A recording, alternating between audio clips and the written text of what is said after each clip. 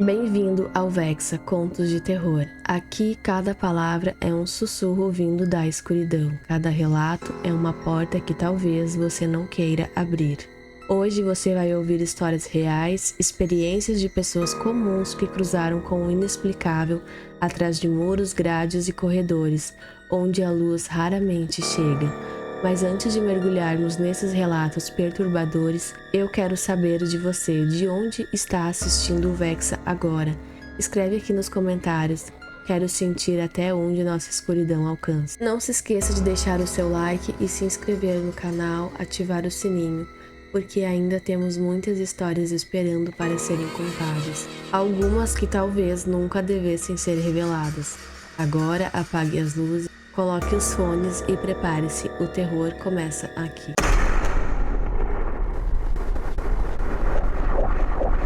Meu nome é Maria Ângeles e nasci no estado de Durango, no México, mas ainda adolescente emigrei com os meus pais para os Estados Unidos. Adaptar-me à nova rotina não foi fácil. Eu me sentia deslocada, como se estivesse vivendo em um lugar que nunca me aceitaria de verdade. Essa sensação de não pertencimento acabou me empurrando para más companhias e decisões equivocadas, que torceram meu caminho durante bastante tempo. Hoje, olhando para trás, posso dizer que sou outra pessoa, que consegui mudar e reconstruir minha vida. Mas naquela época eu era apenas uma jovem perdida, tentando sobreviver de qualquer jeito. E foi exatamente essa falta de rumo que me levou a conhecer uma prisão por dentro. Eu tinha apenas 19 anos em 2015, quando acabei presa por 3 meses depois de me envolver em uma briga estúpida com a irmã de um suposto amigo com quem eu morava. As acusações não eram tão graves, nada que justificasse anos de condenação, mas eram suficientes para me apavorar. O advogado que me designaram foi direto. Se eu baixasse a cabeça, não arrumasse problemas e participasse dos programas e oficinas da prisão, poderia sair antes do prazo. Eu agarrei aquelas palavras como uma tábua de salvação. Sabia que não podia me dar o luxo de enfrentar ninguém, que precisava suportar em silêncio e esperar. Fui enviada para a Instituição Correcional Federal de Dublin, na Califórnia, e ali comecei a perceber que a prisão não era apenas um lugar de punição, mas um verdadeiro inferno. O ambiente era carregado de violência. Os guardas eram abusivos e grosseiros, alguns com olhares tão frios que pareciam atravessar a gente. O simples fato de estar ali já era suficiente para destruir qualquer esperança. Mas o que vivi não tem a ver com eles, e sim com a mulher que se tornaria minha companheira de cela durante 4 meses. Alguém que vou chamar de Zoe.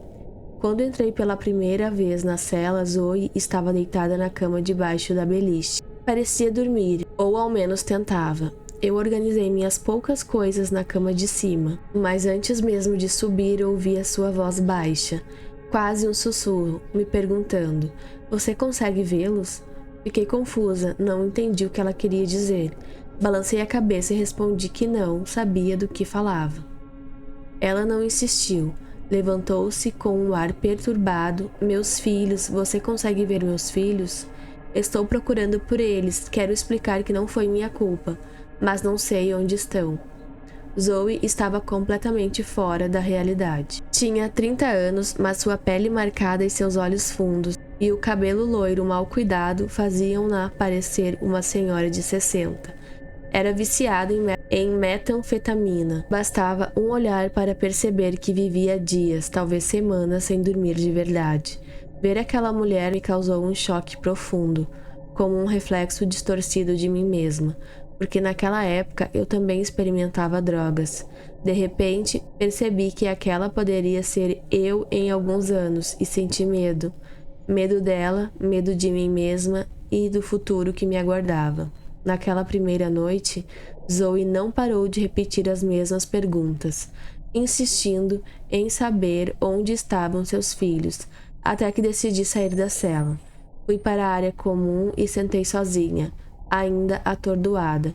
Pouco depois, uma senhora mais velha chamada Madalena se aproximou, sorridente, tentando me acolher.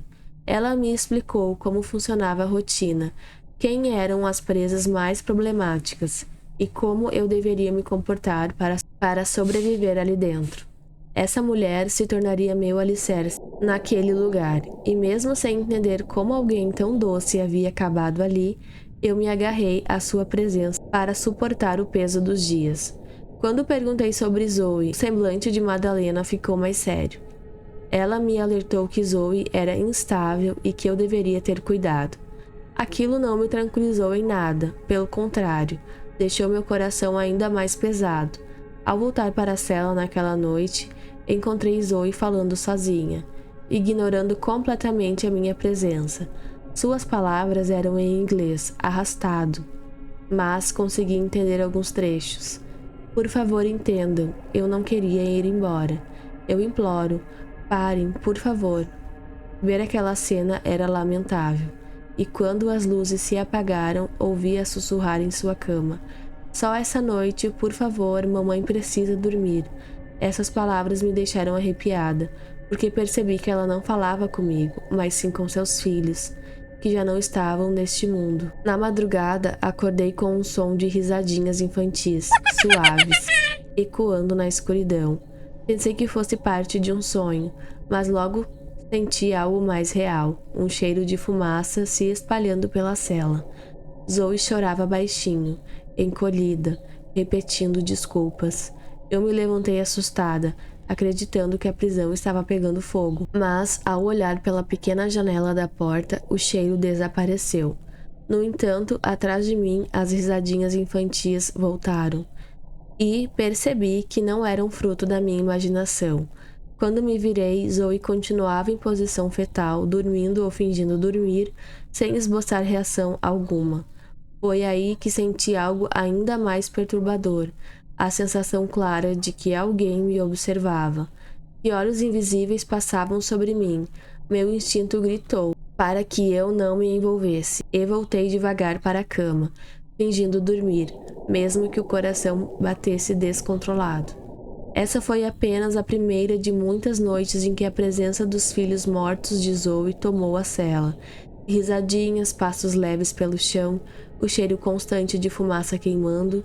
O tormento era dela, mas eu também estava presa dentro dele, obrigada a sentir cada sombra que se arrastava entre aquelas paredes. E por mais que tivesse medo, parte de mim começou a sentir uma estranha compaixão, porque afinal Zoe já carregava o inferno dentro de si, e nada, nem mesmo as grades, poderia libertá-la disso. Meu nome é Oscar e sou guarda de segurança em uma prisão em Andaluzia, Espanha. Já faz anos que sigo este canal e sempre achei curioso como as experiências que vivemos atrás dos muros de uma prisão poderiam se encaixar perfeitamente nas histórias de terror que tantas vezes ouvimos por aí. Hoje decidi contar a minha. Talvez não seja a mais aterrorizadora de todas, mas garanto que é real. Preciso, no entanto, deixar claro, não vou dizer o nome da instituição onde trabalho, porque ainda faço parte dela e não quero problemas. Comecei nesse emprego em 2018, indicado por um amigo que me recomendou. Antes disso, eu havia servido como policial, mas uma lesão me obrigou a abandonar a carreira. Confesso que, no início, pensei que ser guarda em uma prisão fosse menos arriscado do que patrulhar as ruas, mas logo descobri que estava enganado. Estar diariamente diante de homens condenados, alguns deles verdadeiramente perigosos, era um desafio psicológico constante. Há presos que erraram, que até são respeitosos, mas também existem aqueles que não hesitam em planejar a sua desgraça ou a do companheiro da cela ao lado. Por isso, ao chegar a certa idade, pedi para que me designassem a um posto menos físico, a torre de vigilância, de onde se observa o pátio. Recebia um rifle carregado com balas de borracha e minha missão era clara: disparar se algum preso tentasse escalar o muro ou se permanecesse no pátio fora do horário permitido. Meu trabalho parecia simples, mas tudo em uma prisão carrega peso. Na primeira noite em que fui designado à torre, meu chefe me deu um conselho estranho. Se, durante o turno noturno, eu visse alguma coisa no pátio, não me precipitasse. que esperasse alguns segundos, iluminasse com a lanterna e deixasse passar, a menos que o indivíduo corresse em direção à cerca. A forma séria como ele disse aquilo me marcou, mas não tive coragem de questionar. Pensei que fosse algum tipo de trote entre guardas novatos. Durante semanas nada aconteceu. Meus turnos se dividiam entre o calor dos dias e o silêncio interminável das noites. No pátio, revezavam grupos de reclusos. 1 hora de sol para cada bloco de celas. Era sempre o mesmo ritual. Todos corriam para sentir a luz no rosto, como se fosse um pedaço de liberdade que lhes restava.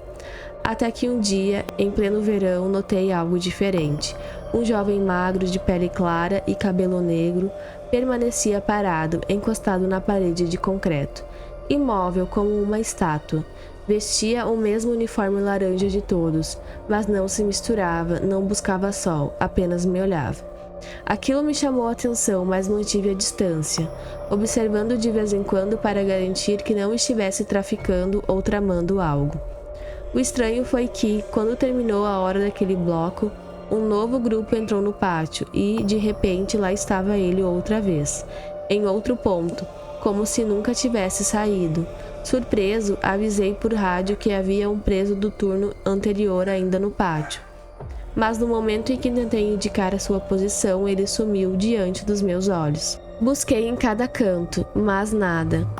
Meus colegas disseram que provavelmente eu havia me confundido, que todos estavam em suas celas. Apenas um deles, já veterano, esperou o fim do meu turno e me disse em voz baixa: "Não está maluco, eu também já vi esse rapaz. Sempre aparece e desaparece, não sei como. Melhor não se apegar a isto. Esse lugar está cheio de más energias." Suas palavras me aliviaram, mas também me inquietaram, e os dias seguintes confirmaram minhas suspeitas. Eu voltava a ver aquele jovem em diferentes partes do pátio, sempre distante, sempre imóvel, sempre olhando para cima em direção às torres, como se buscasse alguém. Eu tentava fixar os olhos nele, mas bastava um segundo de distração e ele se dissolvia na multidão, como uma sombra se escondendo atrás dos outros presos. Nunca consegui acompanhar seus movimentos, porque eles não eram normais, eram rápidos demais, impossíveis. Aquilo não acontecia em toda a ronda, mas quando acontecia, me gelava o sangue. Cheguei a comentar com minha esposa, e ela, muito espiritual, disse que talvez fosse uma alma penada, alguém que morreu ali e ficou preso no pátio. Eu, homem de lógica, queria acreditar em outra coisa, mas no fundo sabia que não havia explicação. A confirmação definitiva veio certa noite. Já passava da meia-noite. Estava na torre, aquecendo as mãos com um café. Quando ergui os olhos, eu o vi no meio do pátio, parado olhando diretamente para mim. Meu corpo tremeu. Instintivamente apontei o rifle, mas me lembrei da advertência do chefe, daquelas palavras que soaram tão enigmáticas no primeiro dia. "Espere que desapareça." Pedi pelo rádio para que o guarda da torre oposta confirmasse o que via, e ele respondeu: "Sim, estou vendo também." Isso me arrepiou inteiro. Segurei firme a arma esperando que ele corresse em direção à cerca, mas não se moveu. As luzes automáticas da prisão varriam o pátio lentamente, e eu sabia que, em segundos, o refletor passaria por ele. Meu coração batia tão forte que pensei que fosse cair da torre. O feixe de luz se aproximou, tocou sua silhueta e, no instante em que foi iluminado, desapareceu, como se tivesse se fundido com a claridade. O rádio voltou a chiar. Meu colega também tinha o visto sumir. Sentei-me com as mãos trêmulas, sentindo um frio cortante subir pelas minhas costas. Desde então sigo trabalhando, mas cada vez que o avisto, porque sim, ele volta de tempos em tempos, sinto o mesmo arrepio. Não importa quantos anos se passem, sempre que aquele jovem de uniforme laranja ergue o rosto para me encarar das sombras do pátio, sei que estou diante de algo que não pertence mais a esse mundo.